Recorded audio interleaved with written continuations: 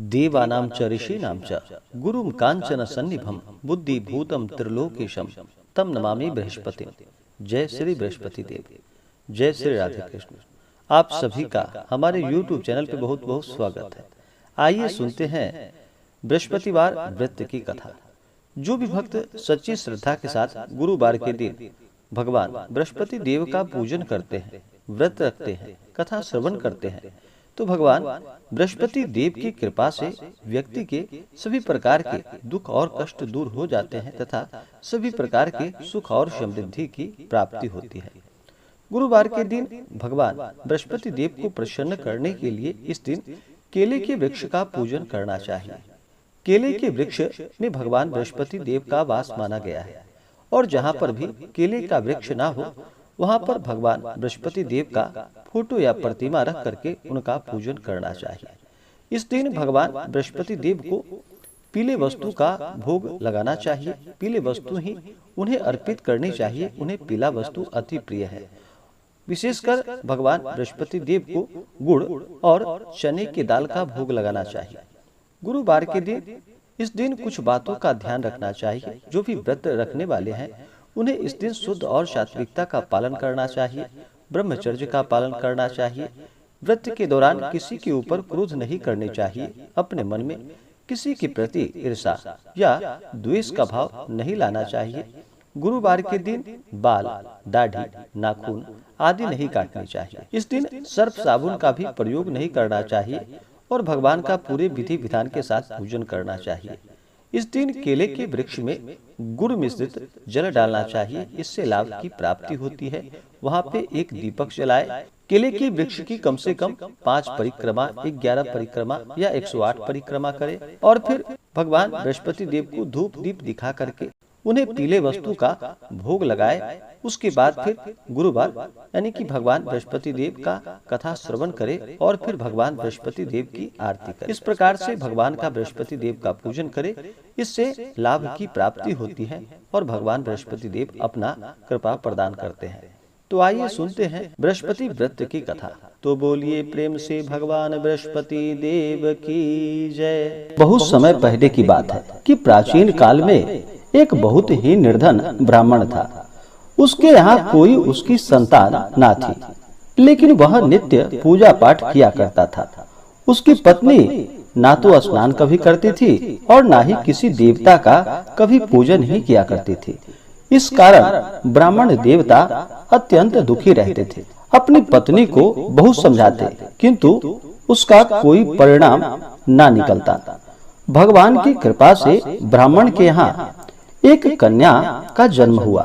अब कन्या बड़ी होने लगी और प्रातः काल स्नान करके वह भगवान विष्णु का जप किया करती थी और बृहस्पतिवार का व्रत भी करने लगी। पूजा पाठ समाप्त कर जब पाठशाला जाती तो अपनी मुट्ठी में जौ भरकर ले जाती थी और पाठशाला के मार्ग पर डालती हुई जाती थी और फिर लौटते समय वही जौ स्वर्ण के हो जाते थे। उसको बीन कर अपने घर लेकर के आती। एक दिन वह बालिका सूप में उन सोने के जौ को फटक कर साफ कर रही थी कि तभी उसकी माँ ने देख लिया और कहा कि बेटी, सोने के जौ को फटकने के लिए सोने का सूप भी तो चाहिए। दूसरे दिन गुरुवार था। कन्या ने फिर से व्रत रखा और भगवान बृहस्पति से सोने का सूप उनसे देने की प्रार्थना की और कहा कि हे प्रभु, यदि सच्चे मन से मैंने आपकी पूजा की हो तो मुझे सोने का सूप प्रदान करो। भगवान बृहस्पति देव ने उसकी प्रार्थना को स्वीकार कर लिया। अब रोजाना की तरह वह कन्या जौ फैलाती हुई पाठशाला चली गई। जब पाठशाला से लौटकर वह जौ बीन रही थी तो भगवान बृहस्पति देव की कृपा से उसे सोने का सूप प्राप्त हुआ। अब वह उसे अपने घर लेकर आ गई और अब उस सोने के सूप से सोने के जौ को साफ करने लगी, परंतु उसकी माँ का वही रंग ढंग रहा। एक दिन की बात है। कन्या सोने के सूप में जब जौ को साफ कर रही थी, उस समय उस नगर का राजकुमार वहां से निकल रहा था और राजकुमार कन्या के रूप और कार्य को देखकर वह उस पर मोहित हो गया। राजमहल में आकर वह भोजन तथा जल को त्याग कर उदास होकर लेट गया। राजा को जब राजकुमार द्वारा अन्न और जल त्यागने का समाचार प्राप्त हुआ तो वह अपने मंत्रियों के साथ अपने पुत्र के पास पहुंचा और पूछा कि हे बेटा, तुम्हें किस बात का कष्ट है? तुम्हें किसी ने परेशान तो नहीं किया, या किसी ने तुम्हें कोई कष्ट तो नहीं दिया, या तुम्हारा किसी ने अपमान तो नहीं किया, अथवा कोई और कारण है?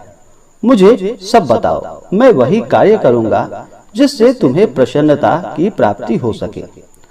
अपने पिता की बातें सुनकर राजकुमार बोला कि हे पिताजी, मुझे किसी बात का कोई दुख नहीं है। किसी ने मेरा अपमान भी नहीं किया है, परंतु मैं उस लड़की के साथ विवाह करना चाहता हूँ जो लड़की सोने के सूप में जौ को साफ कर रही थी। राजकुमार ने राजा को उस लड़की के घर का पता भी बता दिया और फिर राजा ने अपने मंत्री को आदेश दिया। मंत्री उस लड़की के घर गया। मंत्री ने ब्राह्मण के समक्ष राजा की ओर से निवेदन किया। कुछ ही दिन बाद ब्राह्मण की कन्या का विवाह उस राजकुमार के साथ संपन्न हो गया। कन्या के घर से जाते ही ब्राह्मण के घर में पहले की भांति गरीबी का निवास हो गया। एक दिन दुखी होकर ब्राह्मण अपनी पुत्री से मिलने पहुंचा।